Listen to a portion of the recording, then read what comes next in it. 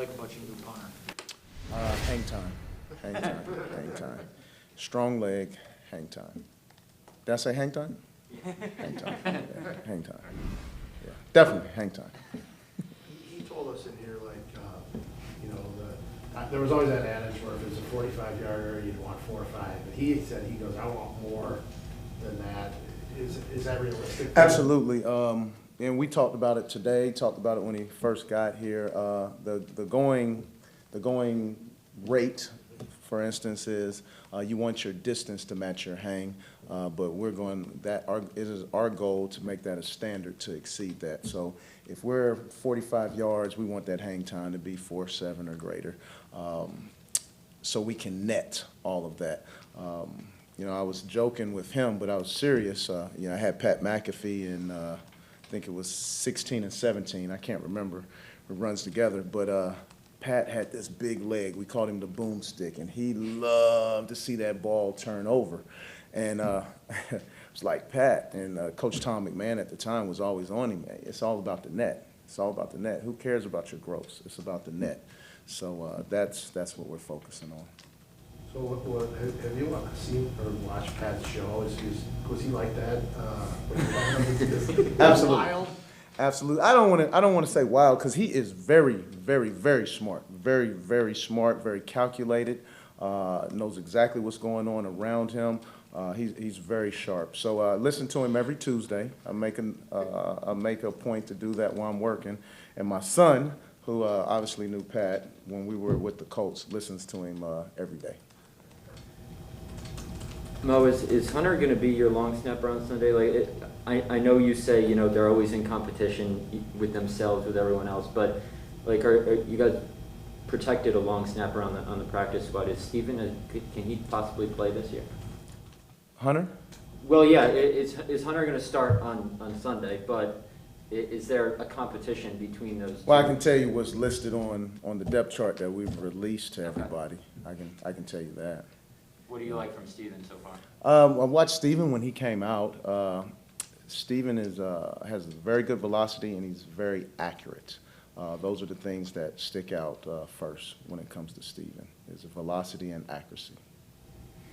You mentioned accuracy. Hunter struggled with that. I remember there was a practice where you guys went in the Hudson Center, Big Six Storms, and you guys kicked 6 field goals in JK to get 3 of them off the turf. That's not accurate. How can you rest easy with that going into a game, and a big game at that? Well, I'll be honest with you. As a special teams coach, we never rest easy anyway. So Hunter did a good job of correcting himself. We talk all the time about being a self-fixer. That day in particular, he was playing with some things with his grip. Depending on, and I don't know if I talked about this earlier, but depending on the balls, whether they're new balls, quarterback balls, whether they've been scrubbed a certain way, whether the humidity or the cold is going on at that time, it affects our grip before we snap. So we had just came off of a wet ball drill, to be honest with you, and I think his hands were still wet from that, so he was playing with the grip. But some of these things we do on purpose within practice, because we can't control the elements. I believe when we go to Jacksonville, it's going to be about 90 degrees and very humid, may even have a chance of rain coming through there. So those are things we can't control, so we try to implement some of those things during practice. Well, getting back to Corey for a second, him being a left-footed punter but right-handed naturally, not that I don't know how many left-footed punters you've been around, but how unique is that in terms of that combination? I tell you what, I like lefties, left-footed punters. Being a teams guy, playing against lefties, we have always switched the jugs machines to a lefty jugs just because of the rotation of the ball and the descent of the ball.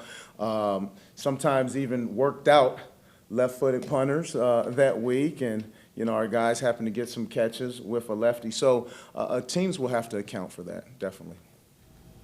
Well, you guys kept a lot of inside linebackers. Do you like those guys for special teams? I mean, is there something there where you even pushed for that? Absolutely. We love inside linebackers, especially being a 3-4 team, basically. it's tough. It's tough time sometimes. You fall short in the linebacker department because you have those outside backer body types who don't necessarily play on special teams. Versus a 4-3 where you have multiple linebackers, so to speak, you have more guys to play special teams, which allows you to match up better against your opponent. So very pleased with the fact that we have, additional linebackers, inside backer type bodies. And with that, I mean, what has Oren and Ty kind of meant, towards the, the core four type stuff with what you guys have had and obviously the experience they've had now the last, 3-4 years? Yeah, very excited about Ty and OB. They are some of our leaders on special teams. They're taking ownership. We always believe and we say that the best teams are player-led teams. In trying to build a culture in special teams, we have put the onus on those guys to, hey, come up with some things to take credit for, to lead these guys. We want to put some of the onus on your back, and they have done a good job answering the bell cow as far as that goes, especially when you lose a guy like Randy Ramsey and a Will Redmond. I mean, those two guys right there were in our top 5 special teams. All of a sudden, when you get the job, you're going into the season thinking, ooh, buddy, we're going to be pretty good. And then you lose 2 of your top 2 guys. That was tough. So having Ty and OB really stepping up to the plate as far as from that inside course perspective has been really good for us. Just the challenge of Deontay Harris. What are your points? I tell you what, he's the real deal. I don't believe he had enough touches last year to, I think, be ranked, but amongst the special teams community and definitely in this building, we know we're up for a challenge. That young man can go. He can go.